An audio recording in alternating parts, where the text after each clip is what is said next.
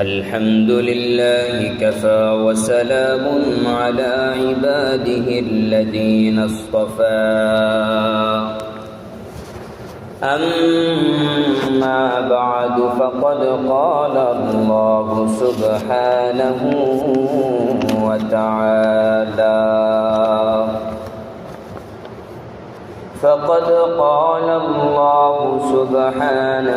وتعالى في كلامه المجيد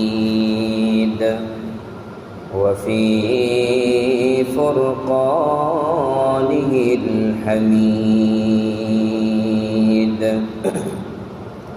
أعوذ بالله من الشيطان الرجيم. بسم الله الرحمن الرحيم. ولله على الناس حج البيت من استطاع إليه سبيلا ومن كفر فإن الله غني عن العالمين.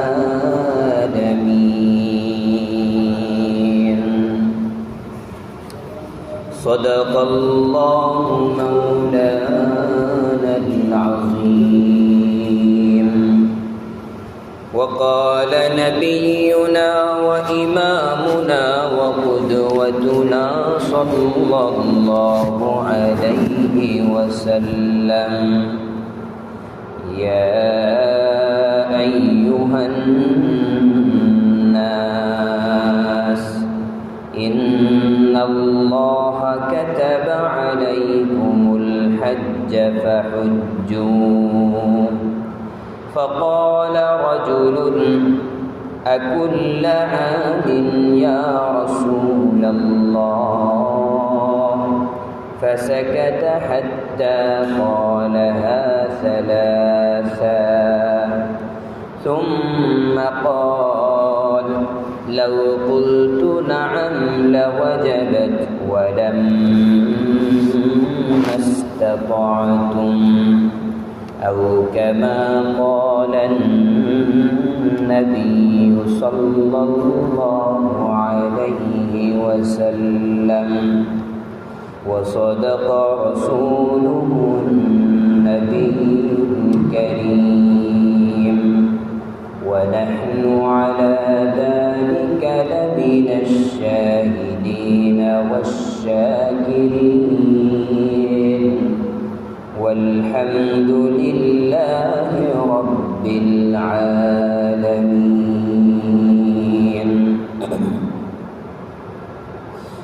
মুআজ্জাজ মুসল্লিয়ান کرام, মুরব্বিয়ান ইযাম, বেরাদারান ইসলাম, সর্বস্তরের তাওহীদি জনতা, আল্লাহ রাব্বুল আলামিনের দরবারে কালিমাতুশ শুকর পড়ুন, যিনি আমাদেরকে আজ পবিত্র জুমার দিনে হজের মাসে, হজের যে কয়টি মাস রয়েছে তার মধ্যে মধ্যবর্তী মাসে মসজিদে এসে সমবেত হওয়ার তৌফিক দান করেছেন। সকলেই পড়ুন, বলুন আলহামদুলিল্লাহ। আল্লাহ রব্বুল আলামিন মানব জাতিকে তার নিকটবর্তী হওয়ার জন্য, আল্লাহ রব্বুল আলামিনের কাছাকাছি যাওয়ার জন্য বিভিন্ন মাধ্যম দিয়েছেন।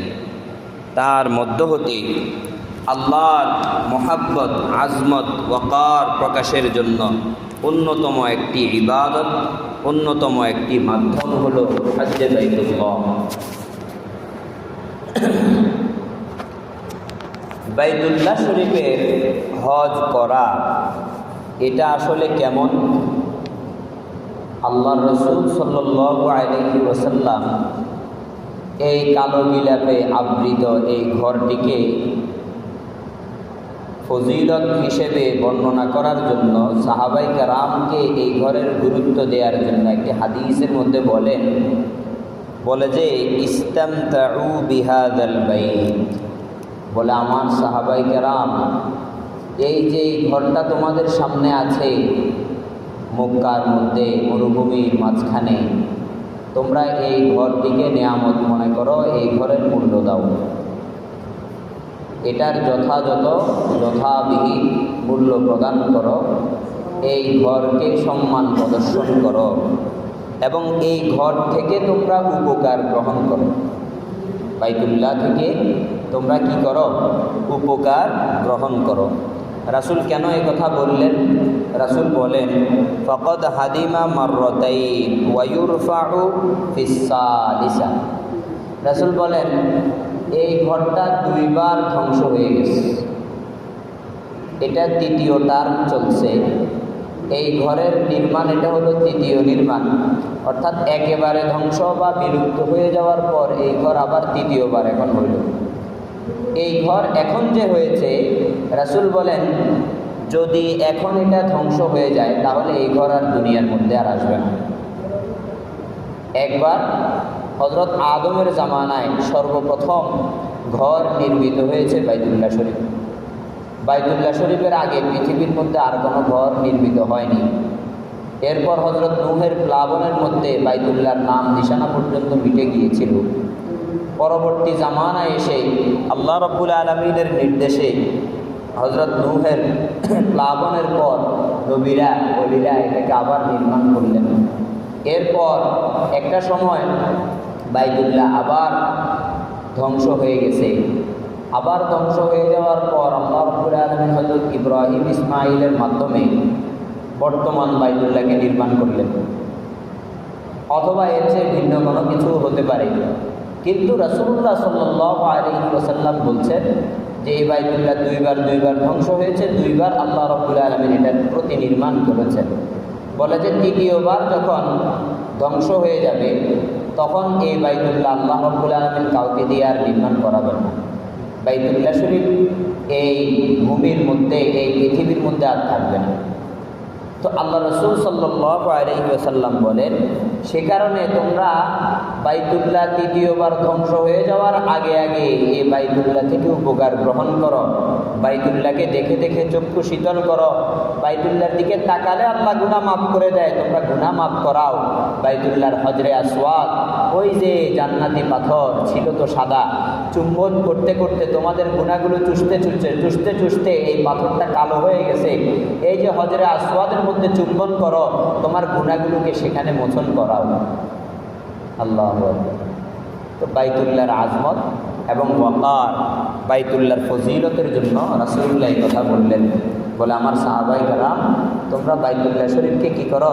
মূল্যায়ন করো, তার থেকে উপকার গ্রহণ করো। কারণ দুইবার ধ্বংস হয়েছে, দুইবার আবার নির্মাণ হয়েছে। তৃতীয়বার যখন ধ্বংস হয়ে যাবে এই বাইতুল্লাহ আর দুনিয়ার মধ্যে আসবে না, তোমরা আর বাইতুল্লাহকে পাবে না। আল্লাহু আকবার। আর এই বাইতুল্লাহর কাছাকাছি যেন আমরা বারবার যাই, সে কারণে আল্লাহ রাব্বুল আলামিন আমাদের সমর্থবানদের উপর হজকে ফরজ করে দিয়েছেন। আমাদের যারা সমর্থবান, যাদেরকে আল্লাহ রাব্বুল আলামিন পয়সা দিয়েছেন, টাকা দিয়েছেন, এই টাকাগুলো বড় দুঃখজনক বিষয়।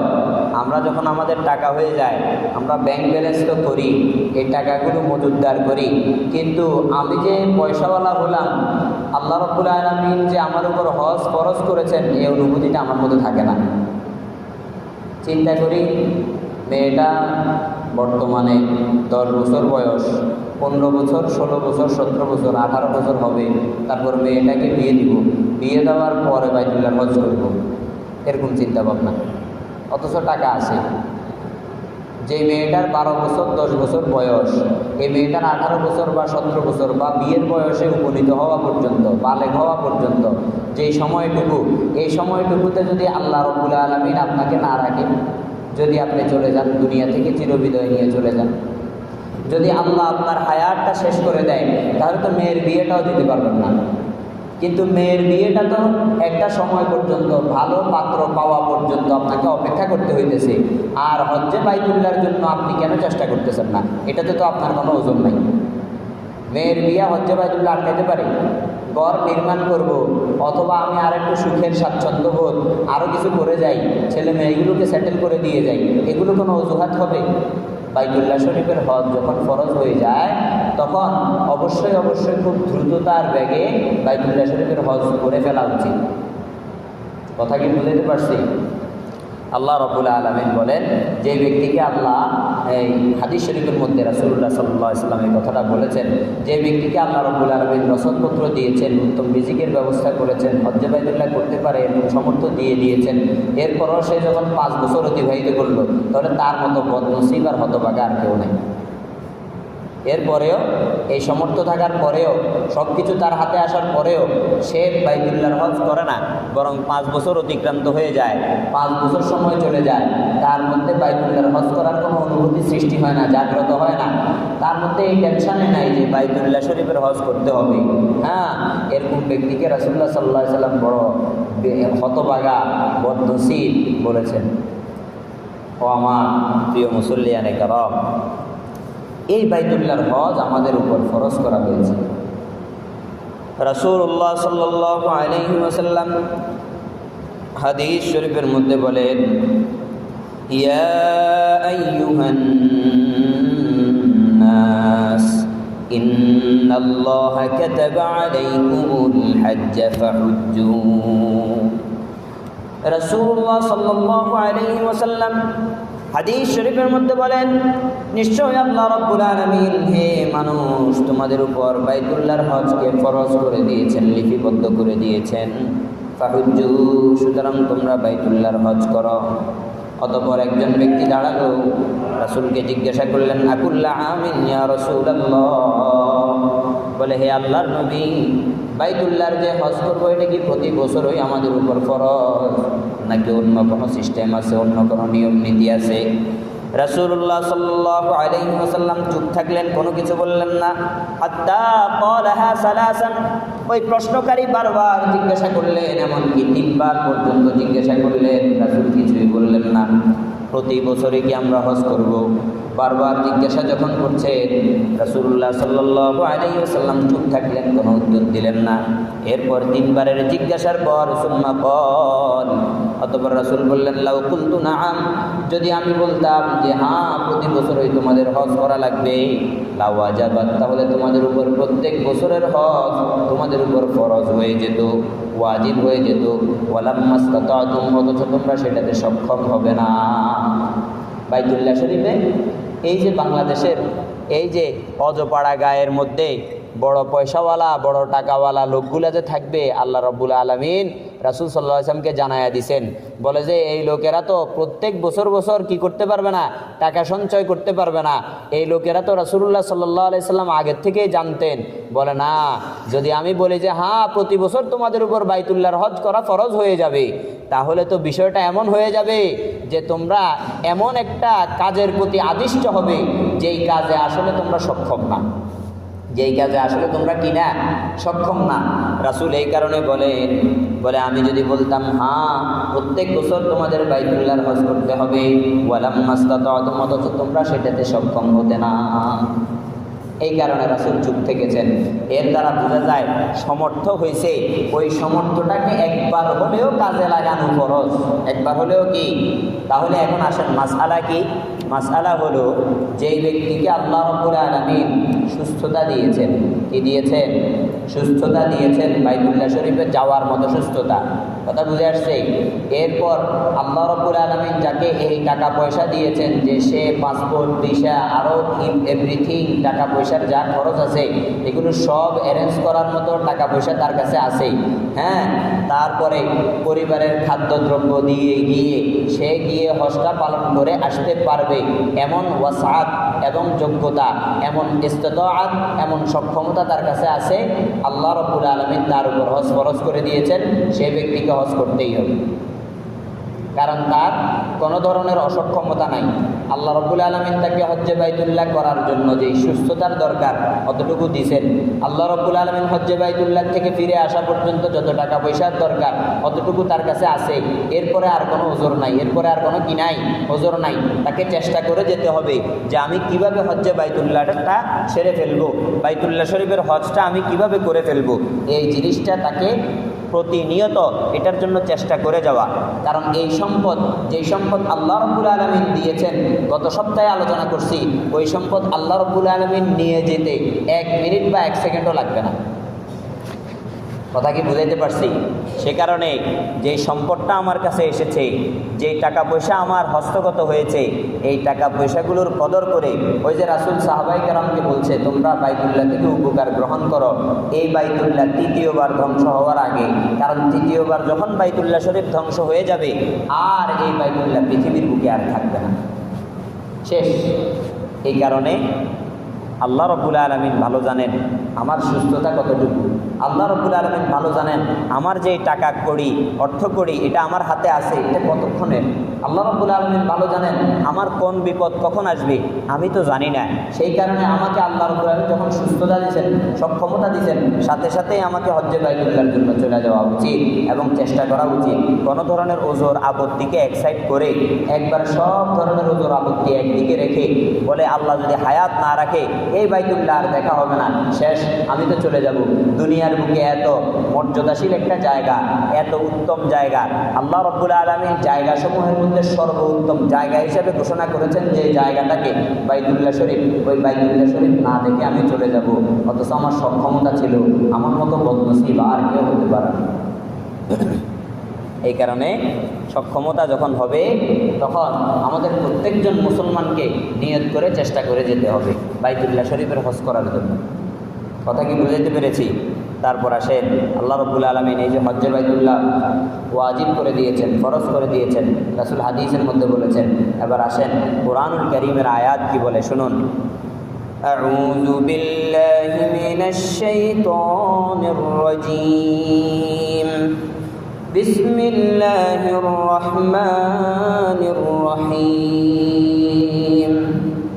ولله على الناس حج البيت من استطاع إليه سبيلا ومن كفر فإن الله غني عن العالمين।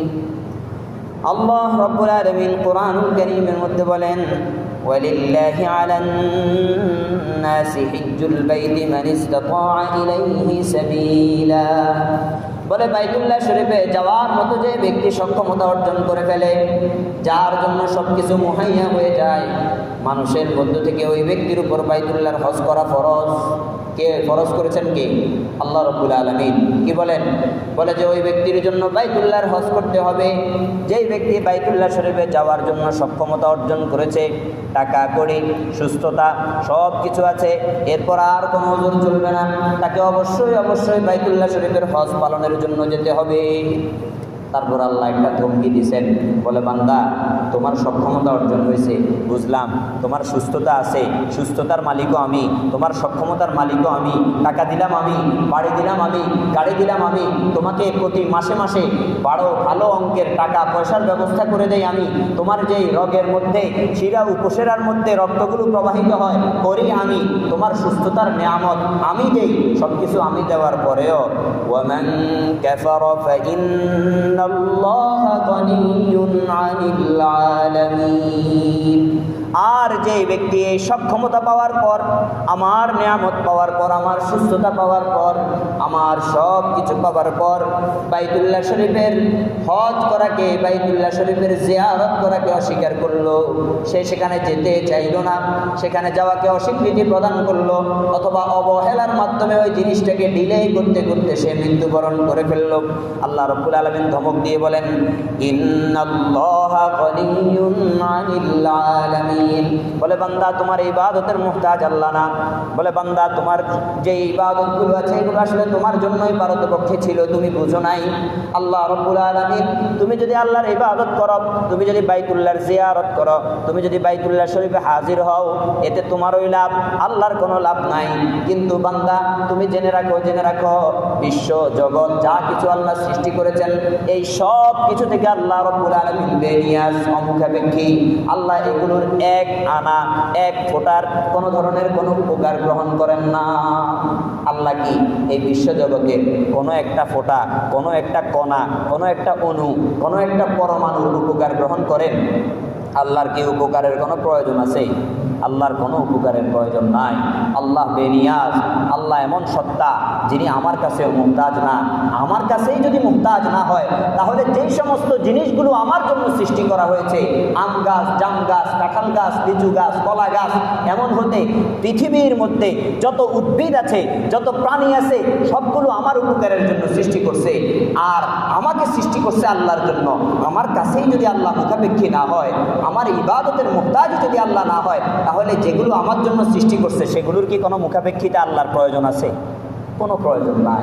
এই কারণে আল্লাহ বলে, দেখো হজ্জে বাইতুল্লাহর সক্ষমতা দিলাম আমি, রক্ত প্রবাহিত করলাম, তোমার খুন সব কিছু ঠিক রাখলাম আমি, ব্লাড প্রেশার ঠিক রাখলাম, হাই প্রেশার ঠিক রাখলাম, লো প্রেশার ঠিক রাখলাম, দুটোটার মাঝখানে তোমার প্রেশারটা রাখলাম, যাতে তুমি ঘুরে না পড়ে যাও। লো হয়ে গেলেও তুমি যাবে, আবার হাই হয়ে গেলেও তুমি যাবে, এই দোনো যাওয়ার মাঝখানে তোমাকে রাখলাম। এই যে সুস্থতার যে নিয়ামত, এই যে তোমাকে আমি যে কন্ট্রোলের মধ্যে রাখলাম, এই কন্ট্রোল পাওয়ার পর এরপর আবার সক্ষমতা দিলাম, টাকা পয়সা স্পেসিফিকলি যত টাকা লাগে সেখানে যাওয়ার জন্য সেগুলোর ব্যবস্থা করে দিলাম। এরপরও তুমি গেলা না, বলে তোমার জন্য আমি মুখাপেক্ষী না বান্দা, এটা তো তোমার জন্যই, তোমার উপকারের জন্যই বলেছিলাম। এই বাইতুল্লাহ তৃতীয়বার যখন ধ্বংস হয়ে যাবে, তারপরে তো এই বাইতুল্লাহ আর পৃথিবীতে থাকবে না। ধ্বংস হয়ে যাওয়ার আগে আগে এই বাইতুল্লাহর উপকারটা তুমি গ্রহণ করো। তুমি তো করলা না বান্দা, তুমি তো করলা না। তাহলে বোঝা গেল হজ ফরজ হয়ে যাওয়ার পরে, হজ ফরজ কিভাবে হয় বলে দিয়েছিলি। শারীরিক সুস্থতা, মানসিক সুস্থতা এবং কি আর্থিক সক্ষমতা যখন একজন ব্যক্তির থাকে, সে কোনো ধরনের ডিলেই না করে সে হজের প্রসেসের জন্য চেষ্টা করে যাওয়া। ঠিক আছে, এরপর চেষ্টা করলাম, হঠাৎ করে মৃত্যু চলে আসলো, তাহলে এমনও তো হইতে পারে আমার আল্লাহ আমাকে হজের সওয়াব দিয়ে দিবে নাকি। এখন আমার চেষ্টাই নাই, আমার চিন্তা হলো যে আমি ওই বাড়ির কাজের টাকাও রাখছি, আবার ডিপোজিট করে বাড়ির কাজটা শেষ হোক, আর হজের টাকা আলাদা করে রাখছি। তারপরেও ওই যে হজের টাকা কিন্তু বাড়িতে লাগাবো না, এটা নিশ্চিত। তারপরেও হজের টাকাটা এমনি পড়ে থাক, বাড়ির কাজটা শেষ করে যাই, এরকম না। হজের টাকাটা আলাদা পড়ে থাক, মেয়ের বিয়েটা দিয়ে যাই, হজের টাকাটা আলাদা পড়ে থাক, এরকম তো কোনো বিষয় নাই ভাই। হজ তো হচ্ছে নির্দিষ্ট কতগুলো মাস। আল্লাহ রাব্বুল আলামিন কোরআনুল কারীমের মধ্যে এমনটাই বলেছেন, বলে যে আল হাজ্জু আশহুরুম মালুমাত, হজ হলো কতগুলো নির্দিষ্ট মাস। এই কতগুলো নির্দিষ্ট মাসের দ্বারা কি উদ্দেশ্য, এটা কেন আল্লাহ রাব্বুল আলামিন বলেছেন? কারণ কাফেররা এরকম নিজেদের জরুরতে হজের মাসগুলোকে পাল্টাইতে থাকতো। ওই যে আমি এখন যাইতে পারবো না, এই কারণে এহরামের মাস হলো এটা এটা এটা, মানে আগে পরে করতো। কি করতো? এটা তো তাদের মুনাফিকি, এটা তো তাদের দ্বিচারিতা। আমি মুসলমান, আমি আল্লাহর গোলাম, আমার মধ্যে তো এই দ্বিচারিতা হওয়া উচিত না। আল্লাহ রাব্বুল আলামিন কাফেরদের জবাব দিছে, এই তোমরা তোমাদের মতলবে হজের মাসগুলোকে উল্টাইতে পাল্টাইতে থাকবা, একটা মাসকে এদিক নিবা, আরেকটা মাসকে ওই দিক নিবা। কোনো মাসের মধ্যে শাওয়াল মাসে তোমার জরুরত আছে, সেই কারণে শাওয়াল মাসকে তোমরা কি করলা, হজের মাস থেকে বের করে দিলা। তারপরে জিলকদ, জিলহজ, মুহররমকে ধরলা। আবার কোনো কোনো মাসের মধ্যে মুহররমে তোমাদের জরুরত আছে, ওই সময় আগে শাওয়াল মাস সহ ধরলা। এরকম যে তোমরা করো, এটা তো তোমরা মতলববাজি করো, তোমাদের প্রয়োজনের খাতিরে করো। এই প্রয়োজনের সুযোগ হজের মাসগুলোতে নাই। আল্লাহ নির্ধারণ করে দিলেন, আল হাজ্জু আশহুরুম মা'লুমাত ফামান ফারাদা ফীহিন্নাল হাজ্জ ফালা রাফাস। আল্লাহ রাব্বুল আলামিন বলেন, না না, তোমাদেরকে অধিকার দেওয়া হয় নাই। হজের নির্ধারিত মাস আছে, ওই নির্ধারিত মাসসমূহে যাদের অর্থ আছে, কড়ি আছে, সুস্থতা আছে, সামর্থ্য আছে, সেই ব্যক্তির জন্য ওই নির্ধারিত মাসের মধ্যে হজ ফরজ হয়ে যাবে। তার জন্য ওই মাসগুলোতে এহরাম বাঁধা এবং এহরাম করে বাইতুল্লাহ শরীফের তওয়াফ করা ফরজ হয়ে যাবে। ওই নির্ধারিত মাসগুলো কি কি? আল্লাহু আকবার। শাওয়াল মাসের প্রথম তারিখ, অর্থাৎ আমরা যে ঈদুল ফিতর আদায় করি, এই ঈদুল ফিতরের দিন থেকে নিয়ে জিলহজ মাসের 10ম তারিখ রাত শেষ হওয়া পর্যন্ত, 10ম তারিখ জিলহজ মাসের 10ম তারিখ রাত শেষ হওয়া পর্যন্ত কয়টা মাস? এবার আপনি হিসাব করুন। শাওয়াল, জিলকদ, জিলহজ, শাওয়াল, জিলকাদা, জিলহজ্জা, আরবিতে এভাবে বলে। তাহলে শাওয়াল মাস, জিলকাদা, জিলহজ্জা, এই 3টা মাস। তাহলে শাওয়াল পুরাটা পেল, জিলকদ মাস পুরাটা পেল, জিলহজ মাসের 10 দিন পেল পরিপূর্ণ। কত দিন? 10 দিন। তাহলে জিলকদ মাস শেষ হওয়ার পর জিলহজ্জার 10 দিন পরিপূর্ণ পেল। এই যে 3 মাস হলো না, 3টা মাস। আরবিতে জমা ব্যবহার করা হয় সর্বনিম্ন 3-এর জন্য। কয়ের জন্য? এই কারণে আল্লাহ বলছেন আশহুর। শাহরুনের জমা হলো আশহুর। শাহরুনের জমা কি? শাহরুন মানে মাস, আশহুর মানে কমাস কম 3 মাস, উপরে যত যায়। তা আল্লাহ রাব্বুল আলামিন নির্ধারণ করে দিলেন। এখন আপনি বলুন তো, আমার যে হজের বিধিবিধান পালন করাটা আমার উপর ফরজ হইল, এখন আমি ডিলে করার কোনো সুযোগ আছে? আল্লাহ তো আমাকে নির্ধারণ করে দিছে স্পেসিফিক্যালি, তুমি যদি এই বছর এই কাজটা না করো, এই বছর যদি তুমি হজে ব্রত না হও, তাহলে আবার এই সুযোগ আসতে আসতে তোমার কাছে 1 বছর। এই 1 বছরে তুমি মৃত্যুও বরণ করতে পারো, এই 1 বছরে তোমার অনেক দুর্ঘটনা ঘটতে পারে, তুমি পঙ্গু হয়ে যেতে পারো, তুমি অসুস্থ হয়ে বেডের মধ্যে পড়ে থাকতে পারো, তোমার যে টাকা সক্ষমতা ছিল সেগুলো গচ্ছিত যেগুলো ছিল এগুলো সব কিছু বিলীন হয়ে যেতে পারে। 1 বছর তুমি কেন ডিলে করবে? কেন তুমি এই 1 বছর ডিলে করবে? কোনো মানে আছে? কোনো অর্থ আছে? কোনো অর্থ নেই, কোনো মানে নেই। তাহলে তুমি এই 1টা বছর যে তুমি ধীরগামী করছো, 1টা বছর যে তুমি ফেলে রাখছো, আল্লাহ তো নির্ধারণ করে দিয়েছেন 3 মাস। ওই 3 মাস আসা পর্যন্ত আবার তোমাকে অপেক্ষা করতে হইতেছে। কি গ্যারান্টি আছে এই 3 মাস আসার আগ পর্যন্ত তোমার কোনো বিপদ ঘটবে না? সেই কারণে রাসূলুল্লাহ সাল্লাল্লাহু আলাইহি সাল্লাম নিয়ম করে দিয়েছেন, বলে হজ যখন ফরজ হয়ে যায়, যখন তোমরা হজ আদায় করতে ধীর হয়েও না, বরং দ্রুতগামী হয়ে যাও। কি হয়ে যাও? দ্রুতগামী হয়ে যাও। হজটাকে তোমরা দ্রুত আদায় করার চেষ্টা করো। রাসূলুল্লাহ সাল্লাল্লাহু আলাইহি ওয়াসাল্লাম হাদিস শরীফের মধ্যে বলেন, তাআজ্জালু ইলাল হজ ইয়ানিল ফরিয়্যা ফাইন্না আহাদাকুম লা ইয়াদরি মা ইয়ারিদু লাহু। রাসূল বলেন, বলে তোমরা হজের মধ্যে তাড়াহুড়া করো। তোমাদের যদি হজ সক্ষমতা চলে আসে, সুস্থতা থাকে, সব কিছু ঠিকঠাক আছে, তাহলে হজে তোমরা দেরি করো না। তারপর রাসূল আবার এটার ব্যাখ্যা করে দিয়েছেন, বলে ইয়ানিল ফরিয়্যা, বলে অর্থাৎ হজ এটা আসলে ফরজ কাজ। এই ফরজ কাজটা আদায় করতে তোমরা কোনো ধরনের ডিলে করো না, কোনো ধরনের অলসতা প্রদর্শন করো না, কোনো ধরনের অসুস্থতা দেখাইও না, কোনো ধরনের ভান প্রক্রিয়া করিও না। কে বলে? রাসূল বলে, বলে কোনো ধরনের ভান প্রক্রিয়া করো না, বরং এই হজের জন্য হজটা আল্লাহ ফরজ করেছেন, এটাতে কোনো ধরনের কোনো একবারে সব কিছুকে এক পাশে রেখে আল্লাহর জন্য প্রস্তুত হয়ে যাও। ইন্না আহাদাকুম লা ইয়াদরি মা ইয়ারিজু লাহু, কারণ তোমাদের মধ্যে কারো কোনো বিষয়ের সম্পর্কে জানা নাই যে কোন সময় কোন মুহূর্তে তার কোন বিষয়টা ঘটে যেতে পারে। আপনার জানা আছে? আমার জানা আছে? হ্যাঁ, এমন কোন বুজুর্গ আল্লাহওয়ালা আছে যে ব্যক্তি রাতভর তাহাজ্জুদ পড়ে, দিনভর রোজা রাখে, তার জানা আছে যে তার আগামীকাল কি হবে? এরকমও কোনো বুজুর্গ আছে নাকি? এরকম কোনো বুজুর্গ নাই, কেউ জানে না, আমি জানি না, আপনি জানেন না, আপনার আব্বা আম্মা, আমার পীর, আমার মাশায়েখ, আমার উস্তাদ, আমার বুজুর্গ, সেও জানে না তার কি হতে পারে।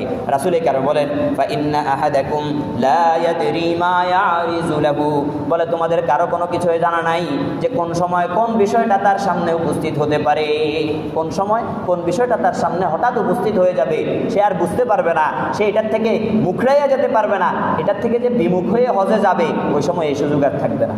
দেখা গেল যে এমন একটা বিপদে পড়লো, বিবিটার অভিভাবক সে মাত্র একা, আর বিবি এমন অসুস্থ হলো হসপিটালে তাকে ছাড়া আর কেউ থাকতে পারবে না। কথা কি বুঝাইতে পারছি? অথবা নিজে পঙ্গু হয়ে গেল, যেই পা দিয়ে সে আল্লাহর ঘর দৌড়াইয়া বেড়াইতো, এখন আর ওই পা রইল না। বুঝাইতে পারছি? শারীরিক সুস্থতা রইল না। তো এই কারণে রাসূল বলে, ফরজ হয়েছে তো দেরি করতেছো কেন? তাড়াতাড়ি করো না। ফরজ হয়েছে তো দেরি কেন করতেছো? তাড়াতাড়ি করো। রাসূলুল্লাহ সাল্লাল্লাহু আলাইহি ওয়াসাল্লাম আরেক হাদিসের মধ্যে বলেন, মান আরাদাল হজ্জ ফালইয়াতাআজ্জাল, যে ব্যক্তি হজের ইচ্ছা পোষণ করবে। ইচ্ছা পোষণ করার অর্থ কি? অর্থাৎ সে সক্ষম হয়েছে হজের জন্য। হজের জন্য সক্ষম হইলে ইচ্ছা পোষণ করতে দেরি করতে আগের হাদিসে নিষেধ করছে যে তুমি সক্ষম হয়ে গেছো, এখন আর ইচ্ছা পোষণ করতে কি করো না? দেরি করো না। এরপর রাসূল আরেকটু অগ্রগামী হয়ে বলছে, বলে যে যে ব্যক্তির সক্ষমতা আসছে এরপর ইচ্ছা পোষণ করছে, তারপর রাসূল আবার বলতেছে ফালইয়াতাআজ্জাল, সেও যেন তাড়াতাড়ি করে। যা যা প্রয়োজন, নিম্ন প্রয়োজনীয় প্রত্যেকটা সামানাপত্র সে যেন কি করে? খরিদ করে করে রাখে। তারপর রাসূল বলেন, ফা ইন্নাহু ক্বাদ ইয়ামরুজুল মারিজ, কারণ যে কোনো সময় সে অসুস্থ হয়ে যেতে পারে, এই অসুস্থতার দরুন সে আর হজ পালন করতে সক্ষম হবে না। ওয়া তাদিল্লু তাল্লা, অথবা যুদ্ধ পরিস্থিতির কারণে প্লেন বন্ধ হয়ে যেতে পারে। বুঝে আসছে? প্লেন তো লাগবে যাওয়ার জন্য, আগের যুগে হেঁটে হেঁটেও মানুষ গেছে, জাহাজে গেছে, সব কিছু বন্ধ তো হয়ে যেতে পারে। আপনি যে সওয়ারিতে চড়ে হজ্জে বাইতুল্লাহ করতে যাবেন সেটা তো বন্ধও হয়ে যেতে পারে। এই যে কোনো কারণে হতে পারে, কিন্তু যুদ্ধ পরিস্থিতিটা বললাম এই কারণে যেহেতু এটা আমাদের খুব সামনে নিকটে, যে কোনো পরিস্থিতিতে এই কাজটা হতে পারে আপনার মুহাইয়া হচ্ছে না, কিসে সওয়ার হয়ে আপনি বাইতুল্লাহ শরীফে যাবেন এই জিনিসটার ব্যবস্থা হচ্ছে না। রাসূল আরও বলেন ওয়াতারিদুল হাজা, এবং যে কোনো প্রয়োজন, যে কোনো বিপদ তার সামনে হঠাৎ করে চলে আসতে পারে, যেই বিপদের কারণে আর হজ্জে বাইতুল্লাহ তার নসিবে হবে না। এই কারণে রাসূল কি বলছেন, হজ্জে বাইতুল্লাহ এক হলো যে যার উপর সক্ষম হয়েছে তাকে তাড়াতাড়ি করতে বলছে, আবার যেই ব্যক্তি ইচ্ছা পোষণ করছে তাকেও তাড়াতাড়ি করতে বলছে, বলে যে খবরদার এটাতে দেরি করার কোনো সুযোগ নাই। তারপর আসেন, যেমন হবে আমার হজ, রাসূল বলছে হজ করবেন। এখন বুঝলাম আমি হজ্জে বাইতুল্লাহ আমার উপর সক্ষমতা আসে, সব কিছু আসে, আমি হজ্জে বাইতুল্লাহর এরাদা করলাম, ইচ্ছা পোষণ করলাম, এখন আমার হজটা কেমন হওয়া উচিত, কোন হজ করলে আল্লাহ পাকের পক্ষ থেকে আমি হজ্জে মাবরুর কবুল হজের যে সওয়াব এবং তার যে ফজিলত সেটা আমি অর্জন করতে পারবো, এটাও তো জানার দরকার আছে নাকি। আল্লাহু আকবার। রাসূলুল্লাহ সাল্লাল্লাহু আলাইহি ওয়াসাল্লামের উপর আয়াত নাজিল হয়েছে। আল্লাহ রাব্বুল আলামিন বলেন, ক্বালা আল্লাহু তাআলা আল হাজ্জু আশহুরুম মা'লুমাত। আল্লাহ রাব্বুল আলামিন ওই যে কাফেররা এদিক সেদিক করে দিত মাসগুলোকে, আল্লাহ এখানে আর কোনো ধরনের হস্তক্ষেপ রাখলেন না। আল্লাহ স্পষ্টভাবে ঘোষণা করে দিলেন, এখন থেকে তোমরা তোমাদের প্রয়োজনে মুহররমকে হজের মাস বানাইবা, আবার শাওয়ালকে ছেড়ে দিবা, আবার মাঝে মাঝে জিলকদের পর জিলহজের পর মুহররম বানাইবা, মুহররমও তোমাদের কাজ আছে সেই কারণে আবার মাঝে মাঝে শাওয়ালকে ধরবা। এই অধিকার আর তোমাদেরকে দেওয়া হলো না, বরং হজের মাসগুলোকে নির্ধারণ করে দেওয়া হলো। সেটা হলো রাসূলের মাধ্যমে আমরা জানতে পেরেছি, ওটা হলো শাওয়ালের 1 তারিখ থেকে জিলহজ মাসের 10 তারিখ রাত শেষ হওয়া পর্যন্ত। শাওয়ালের 1 তারিখ ফজর থেকে জিলহজ মাসের রাত একবারে 10 তারিখের রাত শেষ হওয়া, অর্থাৎ পরের দিন 11 তারিখের সুবাহ ভোর হওয়ার আগ পর্যন্ত। সুবহানাল্লাহ। তারপর আল্লাহ রাসূল সাল্লাল্লাহু আলাইহি ওয়াসাল্লামের উপর আয়াত নাজিল করে আল্লাহ বলেন, ফামান ফারাদা ফীহিন্নাল হজ, আর এই সময়টার মধ্যে যে ব্যক্তি এহরাম বাঁধার নিয়ত করেছে, যে ব্যক্তি নিজের উপর হজটাকে ফরজ করেছে, হজটা ফরজ হবে কিসের মাধ্যমে, সে নিয়ত করে যখন এহরাম বাঁধবে তখন তার উপর হজ ফরজ হয়ে যাবে। আল্লাহ রাব্বুল আলামিন বলেন, ফামান ফারাদা ফীহিন্নাল হজ, এই যে শাওয়াল মাসের 1 তারিখ থেকে নিয়ে জিলহজ মাসের 10 তারিখ রাত শেষ হওয়া পর্যন্ত এই সময়ের মধ্যে যে ব্যক্তি হজের জন্য নিয়ত করেছে, হজকে নিজের উপর অবধারিত করে ফেলেছে, ফালা রাফাসা, ওই ব্যক্তি যেন কোনো অশ্লীল কথাবার্তা না বলে, ওয়ালা ফুসুক, এবং কোনো ধরনের মন্দ কাজে লিপ্ত না হয়, কোনো ধরনের গুনাহের কাজে লিপ্ত না হয়, ওয়ালা জিদালা, এবং তার প্রতিবেশী অথবা তার হজ পালনকারী অন্য একজন হাজী সাহেবের সাথে কোনো ধরনের দুর্ব্যবহার এবং কোনো ধরনের ঝগড়া বিবাদে যেন সে লিপ্ত না হয়। রাসূলুল্লাহ সাল্লাল্লাহু আলাইহি ওয়াসাল্লামের উপর আয়াত নাজিল করে আল্লাহ স্পষ্ট জানিয়ে দিয়েছেন, তার মধ্যে হতে 1 নাম্বার কাজ হলো অশ্লীলতা মুক্ত আমার হজ হতে হবে। আমার হজটা কি হবে, অশ্লীল সমস্ত কথা মুক্ত হইতে হবে। আমার হজটা সকল ধরনের অশ্লীলতা থেকে, বেহায়াপনা থেকে মুক্ত হইতে হবে। 2 নাম্বার, যে কোনো ধরনের গুনাহ, চাই বিশেষ গুনাহ হোক অথবা আম গুনাহ হোক।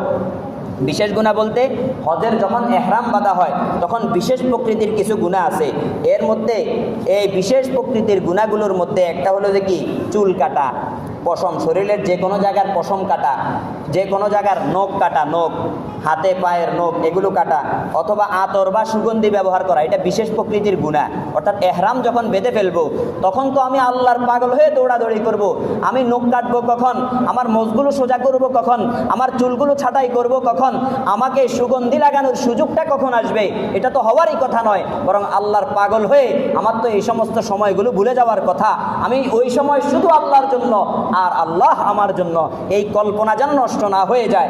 এই কারণে হজের এহরাম বাঁধা অবস্থায় এই সমস্ত কাজগুলো বিশেষ প্রকৃতির গুনাহ, অর্থাৎ নখ কাটা, চুল কাটা, পশম পরিষ্কার করা এবং বিভিন্ন ধরনের সুগন্ধি ব্যবহার করা, কথা বুঝে আসছে, অথবা বাইতুল্লাহ শরীফে যে কবুতর অথবা যে কোনো ধরনের পাখি অথবা যে কোনো ধরনের প্রাণী, পশু পাখি এগুলো শিকার করা, অথবা নিজের গায়ের উকুনগুলো মারা, উকুন হয় না অনেক সময়, এই উকুন মারাটাও ওই সময়ের বিশেষ প্রকৃতির গুনাহ, এগুলো ছাড়াও অন্যান্য গুনাহ আছে।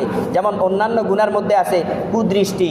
সেখানে আমি বাইতুল্লাহ শরীফে গিয়েও আমার দৃষ্টিকে সামলাইতে পারলাম না, সেখানে নারী হাজিয়া যারা আছেন তাদের দিকে আমি কুদৃষ্টি দিলাম, অথবা ভিন্ন কোনো প্রক্রিয়ায় আমি আসা যাওয়ার পথে কোনো ধরনের পরনারী অথবা কোনো ধরনের বেপর্দা নারীর দিকে কুদৃষ্টি দিলাম, অথবা আমি হজ করতেছি সঠিক, আমি যার সাথে গিয়েছি, যেই কাফেলায় গিয়েছি, মুআল্লিমের গীবত করতে করতে করতে করতে করতে করতে আমার অবস্থা খারাপ।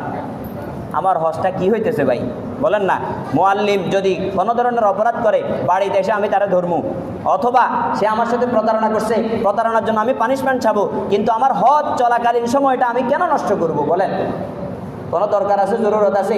কোনো দরকার নাই, জরুরত নাই। আল্লাহু আকবার। এই সমস্ত কাজগুলো থেকে বিরত আমার থাকতে হবে, অন্যথায় আমার হজটা হজ্জে মাবরুর হবে না।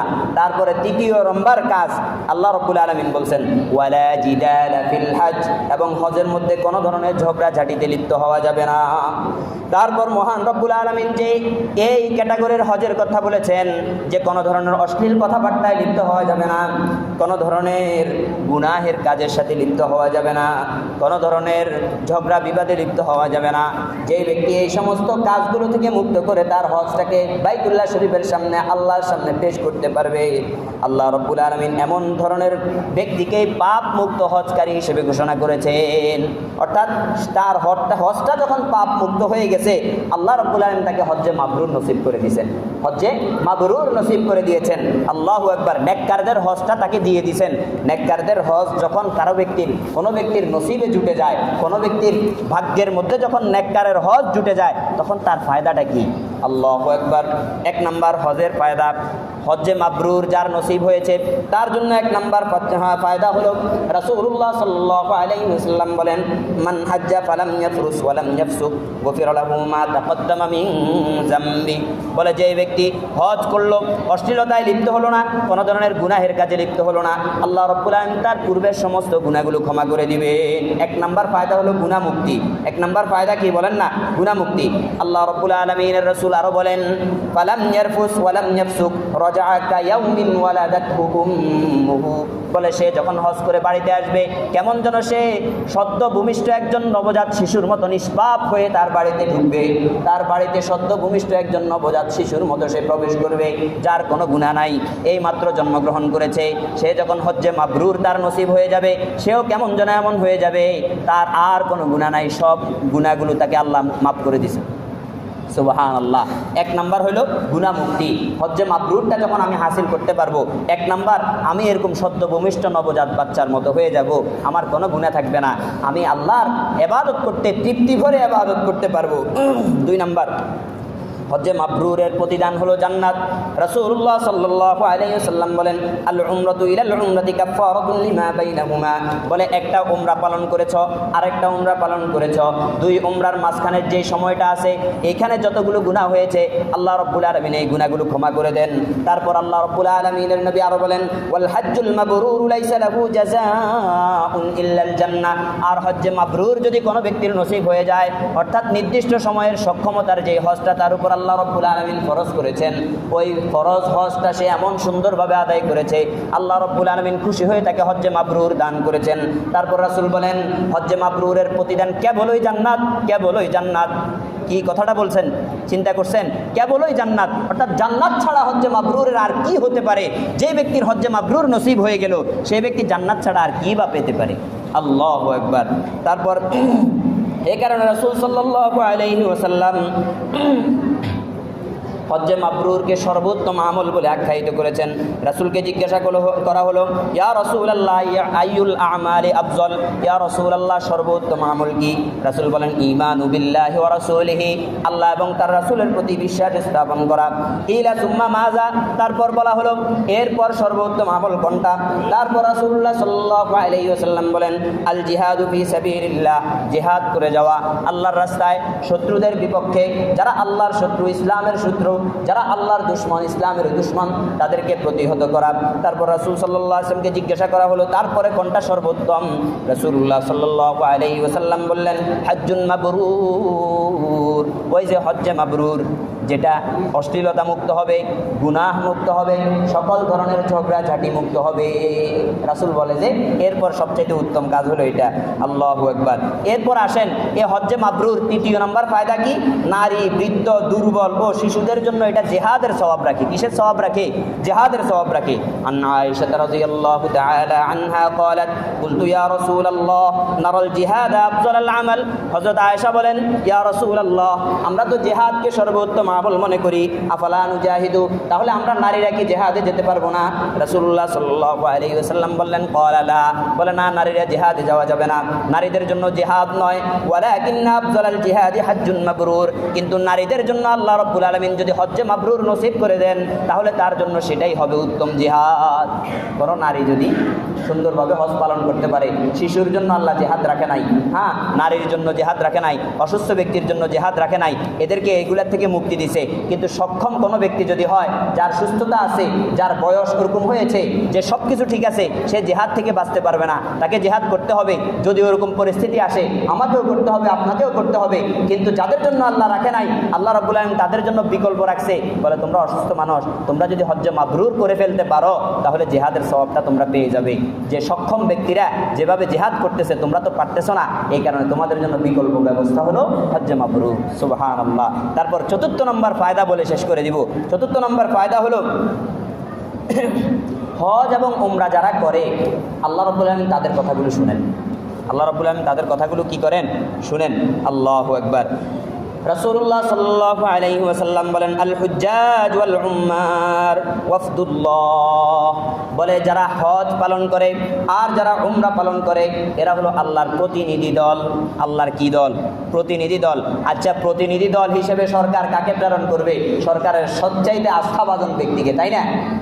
তাহলে হজ যে ব্যক্তি করতেছে, উমরা যে ব্যক্তি করতেছে, আল্লাহর প্রতিনিধি দল হওয়ার অর্থ হলো এই আল্লাহর সবচেয়ে আস্থাভাজন দল হলো এরা। আল্লাহর সবচেয়ে আস্থাভাজন কাছের লোক হলো কি? এরা। এই কারণে আল্লাহর প্রতিনিধি দল হওয়ার সৌভাগ্য তারা অর্জন করেছে। আল্লাহু আকবার। তারপর রাসূলুল্লাহ সাল্লাল্লাহু আলাইহি ওয়াসাল্লাম বলেন, দাআহুম ফাজাবুহু ওয়া সাআলুহুম ফাআতাহুম, বলে আল্লাহ রাব্বুল আলামিন এই তাদের স্পেশালিটির কারণে, তাদের উত্তমতার কারণে তাদেরকে ডেকে নিয়েছেন আর তারাও আল্লাহর ডাকে সাড়া দিয়েছেন। ফাজাবুহু। তারপর রাসূলুল্লাহ সাল্লাল্লাহু আলাইহি ওয়াসাল্লাম বলেন, ওয়া সাআলুহু ফাআতাহুম, আর যখন তারা সেখানে গিয়ে আল্লাহর কাছে কোনো কিছু চায় আল্লাহ রাব্বুল আলামিন তাদেরকে সাথে সাথে দিয়ে দেয়। সুবহানাল্লাহ। তাহলে দোয়া কবুল হওয়ার গ্যারান্টি হজ্জে মাবরুর ওয়ালার, উমরাওয়ালার দোয়া কবুল হওয়ার গ্যারান্টি আছে না নাই? বলেন না, আছে না নাই? আল্লাহু আকবার। এই কারণে এটা হলো চতুর্থ নম্বর ফায়দা। আরও অনেক ফায়দার কথা আছে কিতাবের মধ্যে, হাদিসের মধ্যে। আমরা এত ফায়দা শুনতে শুনতে যে আমাদের অনেক সময় লাগবে, কিন্তু সবচেয়ে বড় কথা হলো যে এই সমস্ত ফায়দাগুলো অর্জন করতে হলে আমাকে পাক্কা নিয়ত করতে হবে।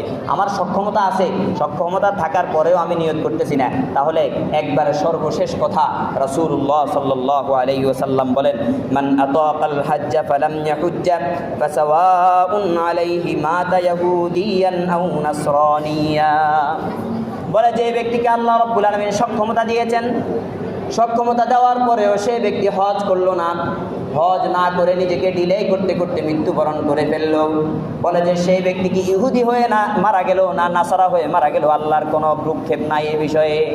অর্থাৎ আল্লাহ রাব্বুল আলামিনের কাছে সেই ইহুদি হোক, নাসারা হোক, বৌদ্ধ হোক, খ্রিস্টান হোক, যা ইচ্ছা তা হোক, তার মৃত্যু কেমন হলো আল্লাহর কাছে এটার কোনো টেনশনে নাই। কারণ আল্লাহ তাকে সক্ষমতা দিয়েছিল, তার রক্তগুলো সুন্দর রেখেছিল, তার সুস্থতা দিয়েছিল, তার প্রেশার নিয়ন্ত্রণ করেছিল, তার ডায়াবেটিস নিয়ন্ত্রণ করেছিল, সব কিছু আল্লাহ ব্যবস্থা করে দিয়েছে। এরপরেও সে হজে যায় নাই। আল্লাহ এখন গোসা হয়ে রাসূলের মাধ্যমে আমাদেরকে জানিয়ে দিচ্ছেন, বলে এখন তুমি কেমনে মৃত্যুবরণ করবা? তোমার মৃত্যু কি ইহুদি হয়ে মারা গেলা তুমি নাকি নাসারা হয়ে মারা গেলা? আল্লাহর এটাতে কোনো আসে যায় না। নাউযু বিল্লাহি মিন যালিক। তাহলে হজ্জে বাইতুল্লাহ যখন আমার সক্ষমতা চলে আসে, এরপরে আর ডিলে করার মানে আছে? যদি ডিলে করি আল্লাহ পাকের কাছে ছাড় পাবো। আল্লাহ রাব্বুল আলামিন আমাদের সকল সমর্থবানদেরকে এবং যারা সমর্থ রাখি না তাদেরকেও বুঝার তৌফিক দান করুন, এবং আমাদের সক্ষমতাগুলো যখন আমাদের কাছে আসে, আমাদের হস্তগত হয়, সাথে সাথেই যেন আমরা হজ্জে বাইতুল্লাহর তৈয়ারি করতে পারি, প্রস্তুতি নিতে পারি। সেই তৌফিক আল্লাহ আমাদের সবাইকে দান করুন। ওমা তৌফিকি ইল্লা বিল্লাহ। সালাম।